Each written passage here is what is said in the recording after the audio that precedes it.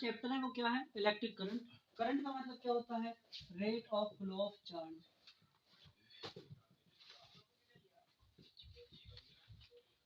Rate का मतलब है आप विद रिस्पेक्ट टू टाइम बात कर रहे हो। कैसे बात कर रहे हो, विद रिस्पेक्ट टू टाइम, मतलब आप फ्लो ऑफ चार्ज देखोगे टाइम के रिस्पेक्ट में। चार्ज कितना कितने समय में गया, कितने समय में कितना चार्ज फ्लो करता है, उसको बोलते हैं current, Q upon T। Charge को नापते हैं कुलाम में, टाइम नापा जाता है कुलाम, और टाइम को नापा जाता है सेकंड में। तो इसकी यूनिट बन जाती है कुलाम पर सेकंड। क्या बन जाती है, कुलाम पर सेकंड। क्या हो जाती है यूनिट, कुलाम पर सेकंड।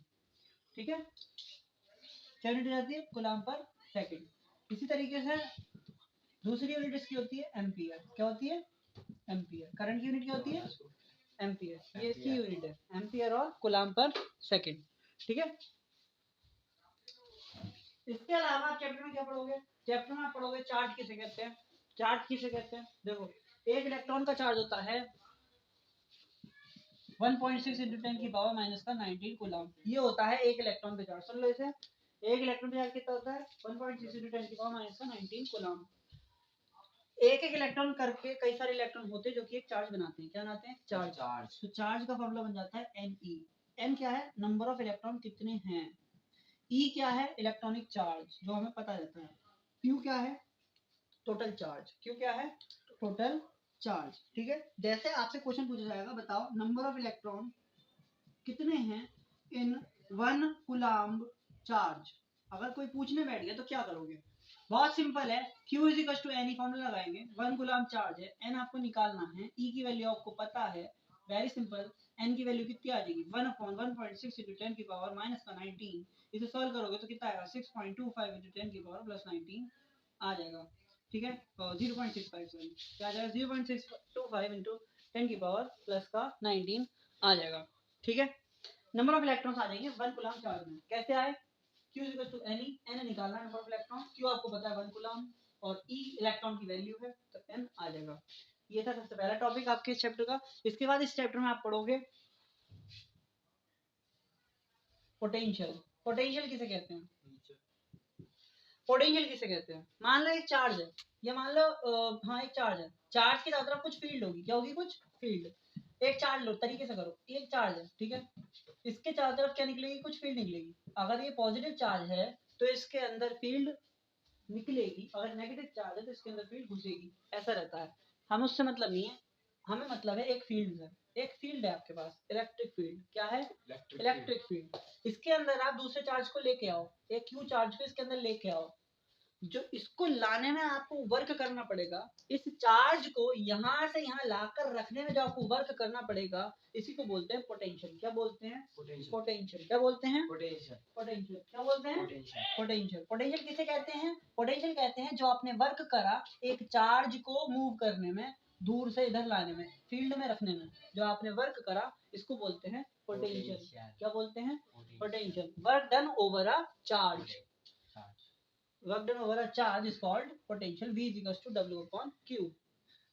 इसका दूसरी टर्म है पोटेंशियल डिफरेंस। पोटेंशियल डिफरेंस मतलब डेल्टा V, डिफरेंस से शो करते हैं डेल्टा V। डेल का मतलब इसका क्या है, इसका मतलब है चेंज। क्या मतलब है, चेंज। चेंज कह सकते हो आप डिफरेंस, इसका मतलब क्या है, डिफरेंस। मतलब आप चार्ज पहले दूर से लाए थे, इन्फिनिटी से लाए थे। कहाँ से लाए थे, इन्फिनिटी से। अब कहाँ से ला रहे हो, आप यही रखा था चार्ज, आप इलेक्ट्रिक फील्ड के अंदर ही उसे मूव कर रहे हो। क्या कर रहे हो, इलेक्ट्रिक फील्ड के अंदर ही मूव कर रहे हो, तो इसमें जो वर्क लगेगा उसको बोलते हैं पोटेंशियल डिफरेंस। क्या बोलते हैं, पोटेंशियल डिफरेंस। ठीक है, अंतर इतना है कि यहाँ पे आपने चार्ज लाए थे इन्फिनिटी से टू पॉइंट P, किसी एक पॉइंट P पे ले आए, लेकिन इसके अंदर आप P से Q तक ले गए। कहाँ तक ले गए, P से Q तक। जैसे एक चार्ज लाए इन्फिनिटी से दूर से लाए और P पॉइंट पे रख दिया, तो वर्क अपॉन चार्ज ये हो गया पोटेंशियल। लेकिन अगर आप इस पॉइंट से उठा के अगले पॉइंट Q पे रख दो तो क्या निकलेगा आपका, पोटेंशियल डिफरेंस। क्या निकलेगा, पोटेंशियल डिफरेंस। पोटेंशियल को नापा जाता है वोल्ट में। काय में नापा जाता है, वोल्ट में। काय में नापा जाता है, वोल्ट में। और दूसरी यूनिट क्या है, देखो वर्क की यूनिट क्या होती है, जूल। क्या होती है, जूल। चार्ज की यूनिट होती है कुलाम। क्या होती है, कुलाम। तो यूनिट क्या बन जाएगी, जूल पर कुलाम। क्या बन जाएगी, जूल पर कुलाम। दूसरी यूनिट है वोल्ट। क्या है, वोल्ट। वी से दिखाते हैं, कैसे दिखाते हैं, वी से। कोई दिक्कत है इसमें, कोई दिक्कत है, फॉर्मूला बेस्ड चैप्टर है पूरा, फॉर्मूला बेस्ड, कुछ नहीं है इसमें, कोई खास कॉन्सेप्ट नहीं है, पूरा फॉर्मूला बेस्ड चैप्टर है। ओम्स लॉ की। ओम्स लॉ क्या कहता है? ओम्स लॉ कहता है जितना करंट उतना वोल्टेज, जितना करंट उतना वोल्टेज, जितना आप करंट को बढ़ाओगे उतना वोल्टेज ज्यादा होगा, पोटेंशियल ज्यादा होगा। जो पोटेंशियल होगा वो डिपेंड करेगा करंट पे, वो भी डायरेक्टली डिपेंड करेगा, डायरेक्टली प्रोपोर्शनल होगा। क्या होगा? डायरेक्टली प्रोपोर्शनल होगा टू करंट। जितना करंट उतना पोटेंशियल या वोल्टेज। ठीक है, आप इसे दुगना कर दो, दोगुना कर दो तो पोटेंशियल भी दोगुना हो जाएगा। Very simple. करंट को 3 गुना कर दोगे तो पोटेंशियल भी 3 गुना हो जाएगा। बहुत सिंपल। यहाँ पे प्रोपोर्शनल का साइन हटेगा, ये साइन जब हटता है तो एक कांस्टेंट आता है। क्या आता है? कांस्टेंट आता है। यहाँ पे जो कांस्टेंट आएगा उसको बोलते हैं रेजिस्टेंस। क्या बोलते हैं? रेजिस्टेंस। एक वायर के लिए रेजिस्टेंस क्या रहता है? सेम रहता है। कोई सा भी वायर लो, रेजिस्टेंस सेम मिलेगा, उसका रेजिस्टेंस नहीं बदलेगा कभी भी।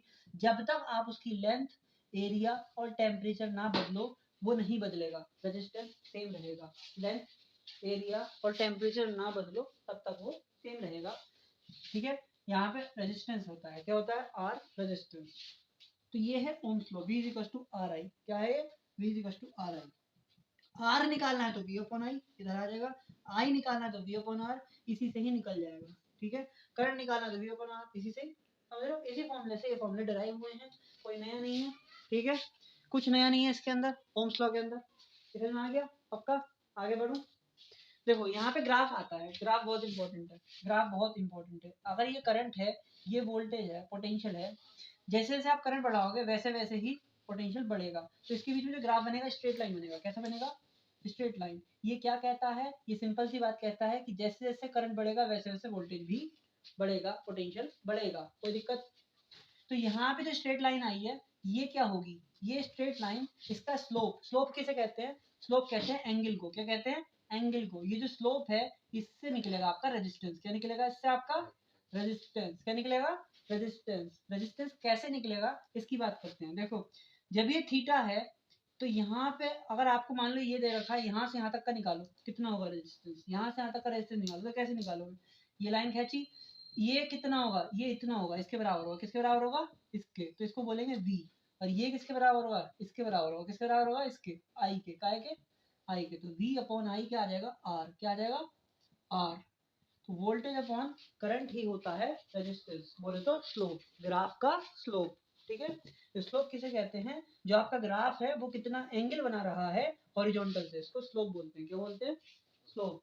और आपने मैथ में भी पढ़ा होगा tan थीटा किसके बराबर होता है? Perpendicular upon base. किसके बराबर होता है? Perpendicular upon base. इसलिए आपने परपेंडिकुलर क्या लिया है? ये। और बेस क्या लिया है? ये। हमारा ये किसके बराबर होगा? इसके। और ये किसके बराबर होगा? इसके। ठीक है, कोई दिक्कत है? करते हैं रेजिस्टेंस डिपेंड किस पे करता है? रेजिस्टेंस जो है आर कहलाता है। आर किस पे डिपेंड करता है? आर डिपेंड करता है लेंथ पे। और किस पे डिपेंड करता है? एरिया पे।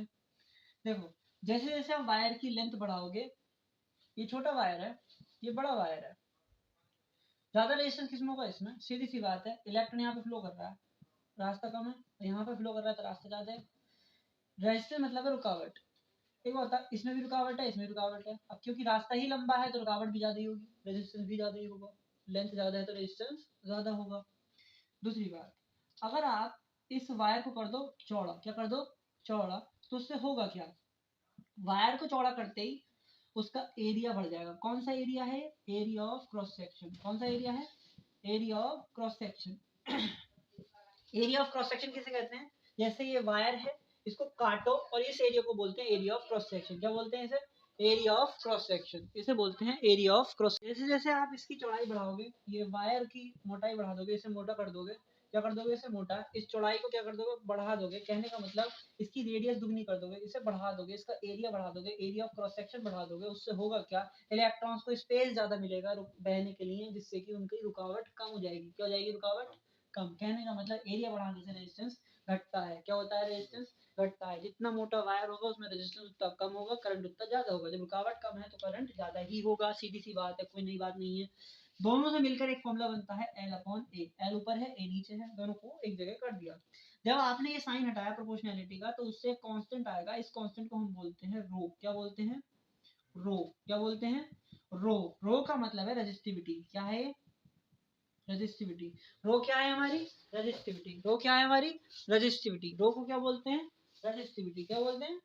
रेजिस्टिविटी। अब ये रेजिस्टिविटी क्या है? देखो ये वायर है, इस वायर का 1 सेंटीमीटर, बस 1 सेंटीमीटर लेंथ लो और 1 सेंटीमीटर स्क्वायर एरिया लो, उसका जो रेजिस्टेंस आएगा उसी को बोलते हैं रेजिस्टिविटी। किसे बोलते हैं? Resistance of a 1 centimetre length and 1 centimetre square area, इसको बोलते हैं रेजिस्टिविटी। कहने का मतलब यूनिट लेंथ और यूनिट एरिया का जो भी रेजिस्टेंस होगा उसको बोलते हैं रेजिस्टिविटी। क्या बोलते हैं? रेजिस्टिविटी। क्या बोलते हैं? रेजिस्टिविटी। ठीक है, ये क्यों आई यहाँ पे, ये क्यों लिखा गया? क्योंकि यहाँ पे प्रोपोर्शनलिटी का साइन हटा था, एक इक्वल टू का साइन आया था, जिसके साथ एक कांस्टेंट आना नेसेसरी है। एक कांस्टेंट आएगा ही आएगा साथ में, ठीक है। तो इसलिए यहाँ पे कौन सा साइन आया? रेजिस्टिविटी का साइन आ गया। और फॉर्मूला क्या बन गया? R is equal to rho L upon A. Shortcut क्या है याद रखने का? R इज इक्वल टू रोला। रेजिस्टेंस का फॉर्मूला क्या बन गया? रोला। जैसे जैसे लंबाई बढ़ाओगे वैसे वैसे रेजिस्टेंस बढ़ेगा, एरिया बढ़ाओगे तो रेजिस्टेंस घटेगा। समझ में आ गया? क्लियर है? इतना तो समझ में आ गया होगा। आगे बढ़ते हैं।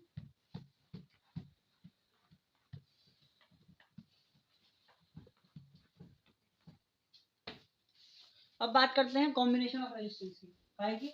Combination of resistance. Combination of resistance में क्या है? आप रेजिस्टेंस के कॉम्बिनेशन बनाओगे। क्या बनाओगे? कॉम्बिनेशन के, रेजिस्टेंस के कॉम्बिनेशन। कहने का मतलब आपने दो रेजिस्टेंस लिए मान लो ये और ये, इन दोनों को लेके मैंने एक साथ जोड़ दिया, ये जोड़ दिया, तो इसका नेट रेजिस्टेंस कितना होगा बताओ? निकालेंगे कैसे? पता कैसे लगाएं? अगर मान लो मैंने इन दोनों को ऐसे ना जोड़ा, ऐसे जोड़ दिया और बैटरी लगा दी, तो आपको बताना है इसमें क्या होगा। यहाँ पे बैटरी लगा दी, इन दोनों में नेट रेजिस्टेंस कितना होगा, करंट कितना होगा, दोनों रेजिस्टेंस में कितना पोटेंशियल होगा, कैसे पता लगाएं, क्या करें? बहुत आसान है, बहुत ही आसान है, देखो बड़ा सिंपल है। एक को बोलते हैं सीरीज कॉम्बिनेशन। क्या बोलते हैं? सीरीज। और दूसरे को बोलते हैं पैरेलल। क्या बोलते हैं? पैरेलल। पैरेलल कौन सा है? जहां पे आप ऐसे करके लगा रहे हो, ये पैरेलल है। होता क्या है, इस बैटरी में से करंट आएगा। क्या आएगा? करंट आएगा। आएगा क्यों आएगा? क्योंकि ये हाई पोटेंशियल है, ये लो पोटेंशियल है। करंट हमेशा हाई पोटेंशियल से लो पोटेंशियल भागता है। कहाँ से भागता? High to low. तो करंट यहाँ से आएगा इधर को। एक बार बताओ, जो करंट इसके अंदर जाएगा वही इसके अंदर जाएगा, कुछ अलग जाएगा? सेम ही जाएगा, है कि नहीं? जब करंट सेम है, आई क्या है यहाँ पे? सेम है। क्या है? आई सेम है। जब करंट सेम होता है तो उसको, उस कॉम्बिनेशन को क्या बोलते हैं? Series combination. और वहां पे रेजिस्टेंस जो आता है वो हमेशा याद रखो जोड़ के आता है, दोनों को ऐड कर देंगे, सिंपल ऐड कर देंगे। क्या कर देंगे? दोनों को ऐड कर देंगे, सिंपली क्या कर देंगे? ऐड। R1 plus R2। समझ में आया? दूसरा है पैरेलल। पैरेलल के केस में क्या होता है, करंट आया यहाँ पे, देखो अब ये इधर जाएगा इधर जाएगा, दोनों जगह जाएगा, मतलब जो करंट आया वो बट गया। क्या हो गया? दोनों बट गया। जब वो बट गया, जब भी करंट बट जाता है, करंट सेम नहीं रहता, जब करंट बट जाता है क्या आता है? डिवाइड जाता है। डिवाइड जाता है, क्या आता है? डिवाइड। बट गया करंट, क्या हो गया? बट गया। उस केस में हम बोलते हैं कौन सा कॉम्बिनेशन है वो? पैरेलल। कौन सा कॉम्बिनेशन है? पैरेलल। और उस केस में जो फॉर्मूला लगता है वो लगता है 1 upon R net is equal to 1 upon R1 plus 1 upon R2। अब यहाँ पे मैंने दो लिए खाली, ये तीन भी तो हो सकते थे, तो तीन हो जाएंगे। ये चार भी तो सकते थे, कितने भी हो सकते हैं वो, कितने भी हो सकते हैं, A to Z। ठीक है, यहाँ पे मैंने दो ही तो लिए हैं, वो कितने भी हो सकते हैं, चलता रहेगा। ठीक है, समझ में आ गया?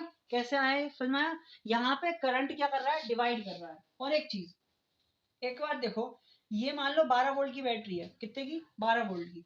तो यहाँ पे +12 आएगा और यहाँ पे -12 आएगा। यही है, ये प्लस रहता है, माइनस। जो बड़ा वाला ये रहता है, ये वाला, ये प्लस का, और छोटा वाला माइनस का। ठीक है, ये +12 है, ये -12 है। एक बात बताओ, दोनों पॉइंट ये हैं, इन पॉइंटों से लगे हुए दोनों रेजिस्टेंस, ये वाला भी और ये वाला भी। तो जो पोटेंशियल इसके अंदर होगा ऊपर वाले के, वही पोटेंशियल नीचे वाले के अंदर होगा। तो दोनों के अंदर पोटेंशियल क्या रहेगा? सेम। क्या रहेगा? सेम। क्या रहेगा? सेम। और यहाँ पे क्या रहता है? अलग। पोटेंशियल क्या रहता है यहाँ पे? डिफरेंट। क्या रहता है? डिफरेंट। इसलिए यहाँ पे जो फॉर्मूला बनता है वो कैसे बनता है पता है? V is equal to V1 plus V2 plus V3 plus V4, ऐसे करके बनता है। और V1 की वैल्यू आती है IR1 plus IR2 IR3 IR4। यहाँ पे क्या आ जाएगा? IR net. आई से आई सब कट जाता है, R1 R2 R3 रह जाता है। ठीक है, फॉर्मूला डिराइव कैसे हुआ ये बताया मैंने। ठीक है, डेरिवेशन से आपको मतलब नहीं है, आपको ध्यान रखना कि ये सीरीज के केस में सिंपल ऐड हो जाते हैं, और पैरेलल के केस में हम क्या करते हैं, पैरेलल के केस में जो फॉर्मूला बनता है वो बनता है 1/r is equal to 1/r1 plus 1/r2 plus 1/r3 and so on. ठीक है, समझ में आ गया, ये आपको ध्यान रखना है।